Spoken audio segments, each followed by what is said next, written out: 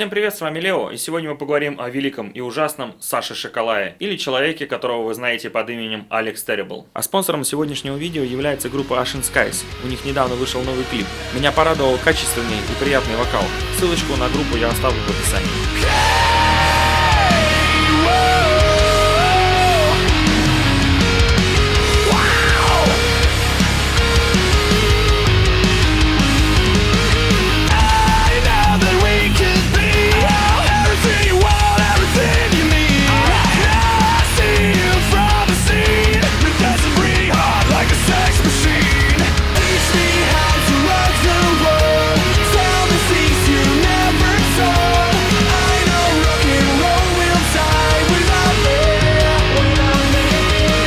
Один из немногих людей в России и СНГ, имеющих контракт с топовым лейблом и выступающий со своей группой по всему миру. Популярность ему принес его демонический гроул, который очень сильно отличается от того, что мы привыкли слышать. За довольно короткое время его кавера набрали огромное количество просмотров, и он приобрел огромную фанатскую базу по всему миру.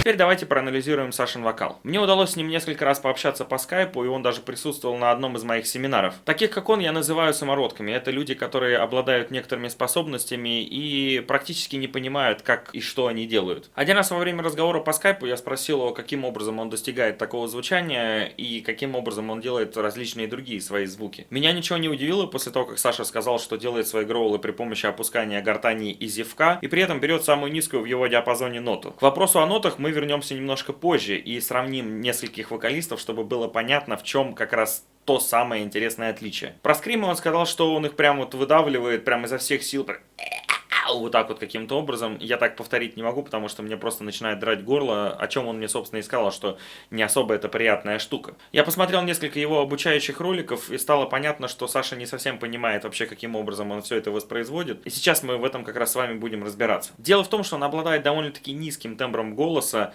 Я не осмелюсь как бы сказать, что он там какой-то бас или там бас-баритон, но все же в разговорной речи и даже в его певческом голосе слышно, что это довольно-таки низкий голос. Значительно ниже, чем мой. Во время того семинара мы сравнивали звучание наших гроулов, которые технически воспроизводятся одинаково. Различие только одно – нота, которую мы расщепляем. И нота, которую удобно расщеплять Саше, просто тупо намного ниже, чем моя. И тут вот как раз начинает играть роль природная предрасположенность. Его голос просто намного ниже, чем мой. Отсюда можно сделать вывод, что не каждый сможет добиться такого жесточайшего утробного звучания и получить драйвовую смесь с такой низкой нотой. А теперь я наглядно вам объясню и покажу разницу между несколькими вокалистами с разными тембрами голоса. Первым в нашем списке будет Андерс Фриден из группы In Flames. Он обладает довольно-таки высоким голосом, но при этом тоже умеет гроулить.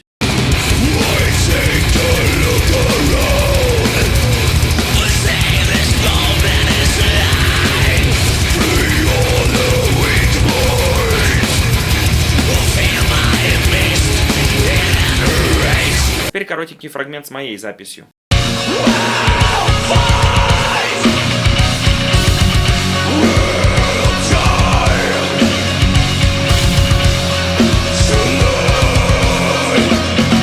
Небольшой фрагмент с баритоном, вокалистом группы Amorphis Томми.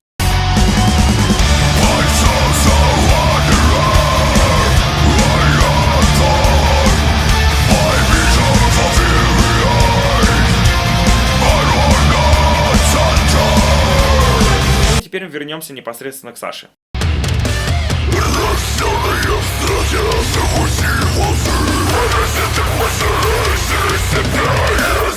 Как вы могли только что услышать, все 4 звука извлекаются абсолютно одинаково. Разница только в нотах, которые расщепляются. Работая с огромным количеством студентов, я постоянно встречаю людей с разными тембрами голоса и вижу вот эти вот сильные различия между тем, как кому-то удобно петь высоко, а кому-то удобно петь низко. При этом кому-то может быть удобно расщеплять середину, кому-то удобно расщеплять самый верх, кому-то самый низ. Естественно, ты забайтился и кликнул на этот видос по причине того, что ты хочешь научиться кричать так же, как Шоколай. Первое, что нам нужно изучить, чтобы правильно научиться кричать без вреда для своего здоровья, здоровье и здоровье своих связок, это расщепление. Про расщепление я рассказываю во всех своих роликах, и посмотреть обучающие видосы о том, как получить первое расщепление и научиться его контролировать, можно просто полазив на моем канале. Дело в том, что за время обучения человек проходит несколько стадий, и первая из них это как раз само по себе расщепление, то есть вот этот вот заветный звук дисторшена в голосе, то есть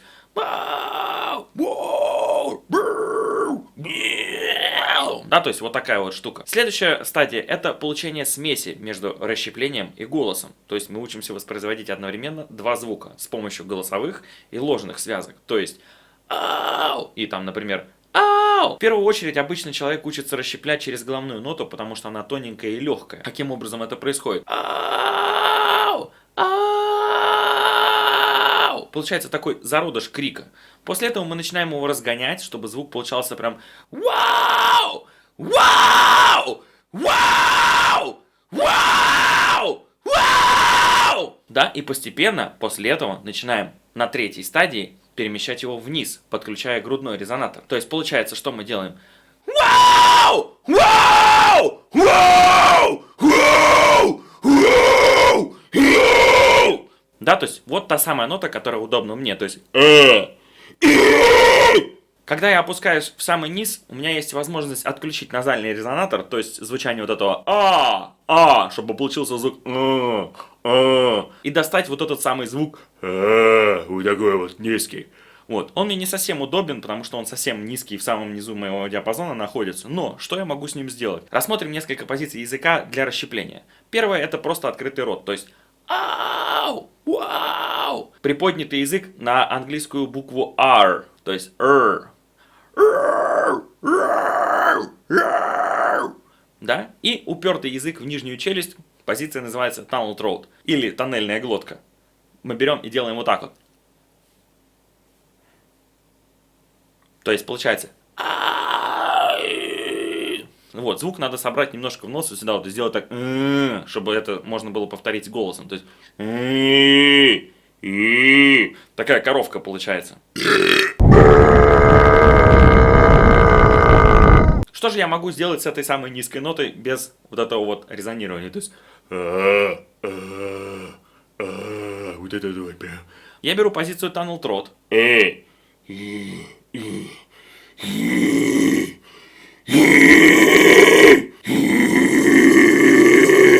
Как вы могли только что услышать, эта штука отдаленно напоминает то, что делает Саша. Но у меня другой тембр голоса, да и интереса к таким гроулам у меня в принципе никогда не было. Если проанализировать звуки, которые использует Саша, в основном это как раз этот самый гроул, высокие скримы и какая-то такая хардкорная середина, которая полностью кричится на связках и не особо даже приятно звучит. При этом скримы довольно-таки жестко звучат, и мы об этом уже говорили, но, к сожалению, они воспроизводятся почти полностью на связках, как и, собственно, серединные звуки. Давайте послушаем эти два звука.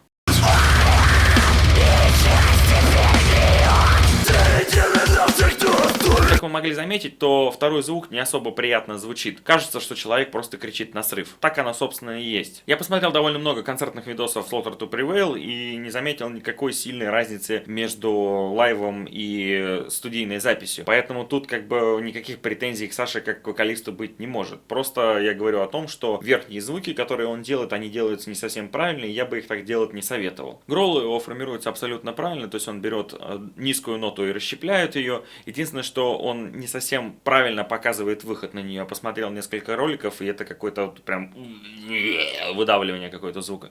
Потому что в результате он получает именно кричащий звук. Не рычащий такой, а именно прям орущий звук. Вот в этом самая главная фишка в его вокале. Остальные звуки, которые у него идут выше, я бы использовать не советовал, потому что они образуются совершенно по-другому и ничего хорошего в них нет. Подведем итоги. Саша очень крутой вокалист, человек, который нашел свою собственную нишу и занял в ней свое законное место. Насколько я знаю, он даже пытался рэпчик читать. Ну и чтобы уже окончательно завершить этот разговор, мы берем, значит, гроулы поставленные и звучат очень хорошо на драйвовой основе. Середины не особо приятно звучат, получается при помощи крика на срыв. Скримы он очень сильно зажимает, и там совершенно непонятно на связках он это делает или нет, потому что все настолько зажато, что прям жесть вообще. Спасибо за просмотр, подписывайтесь на канал, ставьте лайки и пишите в комментариях, анализ какого вокалиста вы хотели бы услышать. Увидимся в следующем видосе.